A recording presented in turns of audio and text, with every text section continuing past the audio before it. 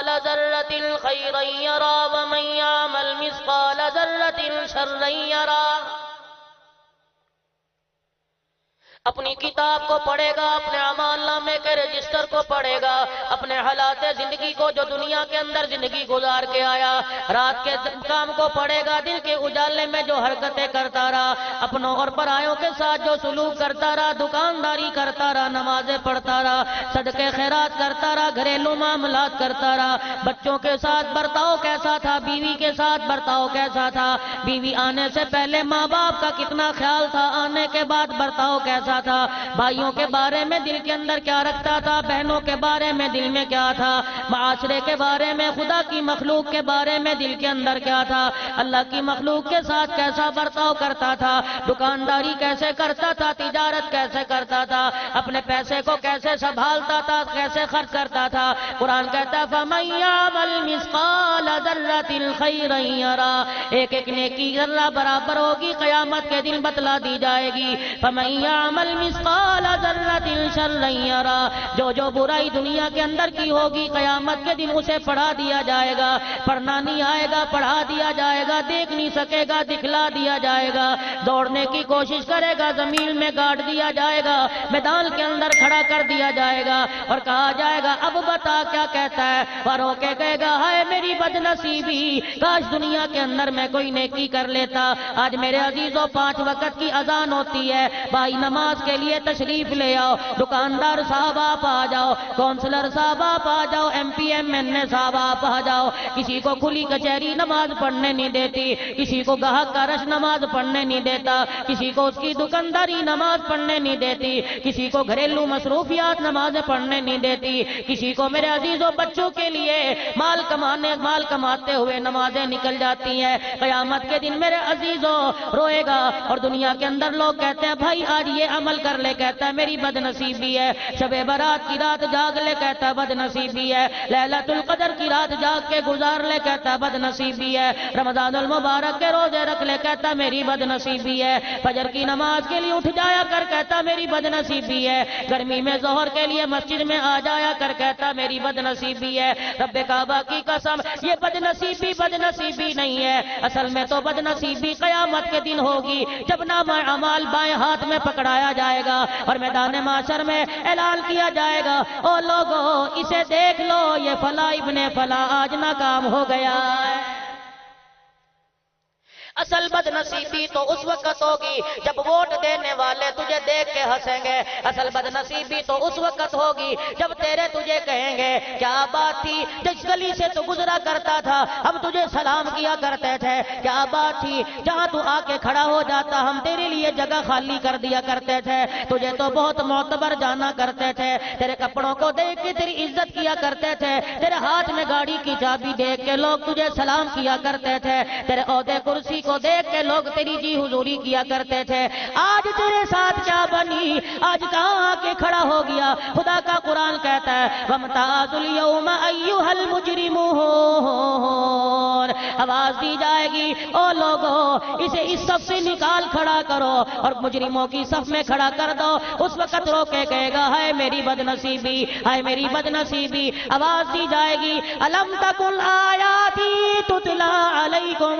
کیا تیرے پاس میرا قرآن نہ آیا، کیا تیرے پاس میرے نیک بندے نہ آئے، کیا تیرے پاس بستر اٹھانے والے نہ آئے، کیا تیرے پاس قرآن پڑھنے والے نہ آئے. رو رو کے کہے گا الہی آئے تو تھے، ہم نے تو انہیں روٹی پاڑ جماعت کہا تھا، ہم نے تو انہیں ملوٹے کہا تھا، ہم نے تو انہیں مولوی کہا تھا، ہم نے تو انہیں دہشت گرد کہا تھا. ہائے میری بد نصیبی، میں ان کی بات کو مان لیتا آج یہاں کھڑے نہ ہوتا. آج میرے عزیزوں جو تم انہیں زمین پہ بیٹھا دیکھ رہے ہو ان کے لیے کوئی جگہ خالی نہیں کرتا. لوگ کرسی سے اٹھاتے ہیں مولوی صاحب اٹھ کے یہاں آ جاؤ، حاجی صاحب کو جگہ دے دو. مولوی صاحب کندھے پر رومال ڈال کے مجلس میں کھڑا رہتا ہے، 10 سال کا بچہ بھی دیکھ کے مولوی صاحب کو جگہ نہیں دیتا. رب کعبہ کی قسم نقش بند گھرانے کا بہت بڑا ولی بیٹھا ہے، ان سے پوچھ لینا قیامت کے دن ان کی قدر معلوم ہوگی جس دن اللہ جل شانہ قرآن پڑھنے والوں کی جوتیوں کی خاک کی نیچے کی بھی قیمت لگائے گا. قیامت کے دن اس دن کی قدر و قیمت معلوم ہوگی جب اللہ جل شانو ان کے جسم سے نکلنے والے پسینے کی قیمت لگائے گا، ان کی محنت کی قیمت لگائے گا، قیامت کے دن ماں باپ کی جدائی کی قیمت لگائے گا۔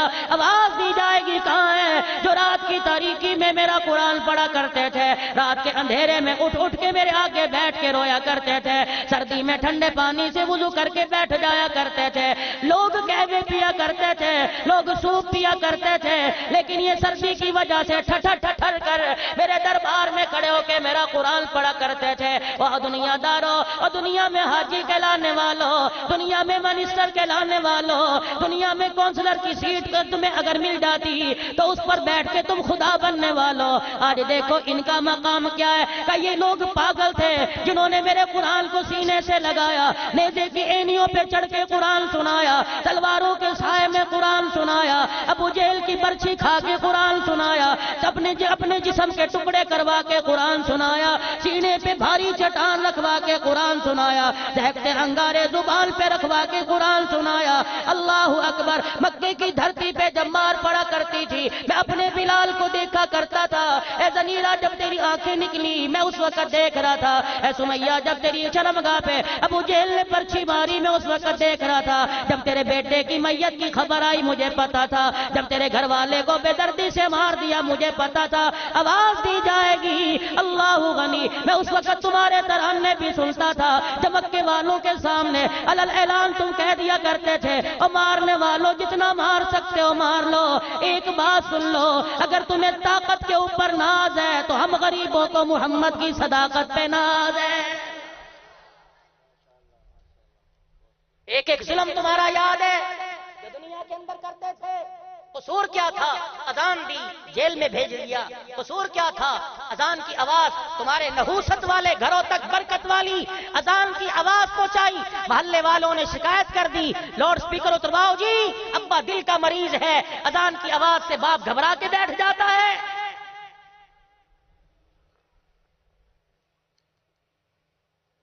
کیا تمہیں کسی نے نہیں بتایا تھا کہ اپنے مکان کے دروازے اور اپنے مکان کی کھڑکیاں اور اپنے مکان کے روشن دان کا رخ مسجد کی طرف کرنا، تاکہ گالی گلوچ سے اور لاؤ لب سے سارا دن جو تمہارے گھر میں خدا کی پھٹکار اور لعنت برستی ہے، اذان کی برکت والی آواز سے وہ زحمت رحمت میں تبدیل ہو جاتی ہے۔ اذان کی آواز سن کر دروازے بند کر لیا کرتے تھے اور ٹی وی کی آواز اونچی کر لیا کرتے تھے، اور اذان کی آواز سن کے اللہ اکبر لوگ دسترخوان سے اٹھ کے مسجد میں جا کے بیٹھ جایا کرتے تھے۔ کیا یہ لوگ پاگل تھے؟ الم تکن آیاتی تتلی علیکم، کیا میرا قرآن تمہارے دروازے پر نہیں آیا؟ تم نے دیکھ کر قرآن کے لیے دروازے بند کر لیے، ٹی وی وی سی آر کے لیے تو گھر میں جگہ تھی، میرے قرآن کے لیے جگہ کوئی نہیں تھی، گلیوں میں کھمبے لگائے اور ٹین کے ڈبے رکھے، تم نے کہہ دیا کہ مقدس اوراق اس میں ڈالو، اور تیری غیرت کہاں چلی گئی تھی؟ تیرے گھر کے اندر لعنتی کا اڈا تو موجود تھا، میرا قرآن نہیں تھا۔ آج کرتے نہیں ہو؟ اسرائیل مرد آباد، برطانیہ مرد آباد، امریکہ مرد آباد، ڈنمارک مرد آباد، کس کو مرد آباد کہو گے؟ اپنے ضمیر کو مرد آباد کہو، اپنے دل کو مرد آباد کہو، اپنی نفسانی خواہشات کو مرد آباد کہو۔ میں کہاں سے لاؤں وہ نبی کے وفادار صحابہ، اللہ اکبر، جنہوں نے کربلا کے میدان میں بھی قرآن کو گرنے نہ دیا؟ میں کہاں سے لاؤں وہ نبی کی بیٹی زینب، وہ نبی کی نواسی زینب، جس نے بھائی کو اپنے سامنے ٹکڑے ہوتے دیکھا، جس نے بھتیجوں کے لاشوں کو تڑپتے دیکھا، جس نے مسلم بن عقیل کے بچوں کو کربلا کے میدان میں تڑپتا دیکھا، جعفر طیار کے بیٹے اونو محمد کو تڑپتا خون میں لت پت دیکھا، لیکن صبر و استقلال میں کمی نہیں آئی۔ رب کعبہ کی قسم، خاندان لٹا دیا، پردہ بھی بچایا، محمد کا دین بھی بچا کے دکھا۔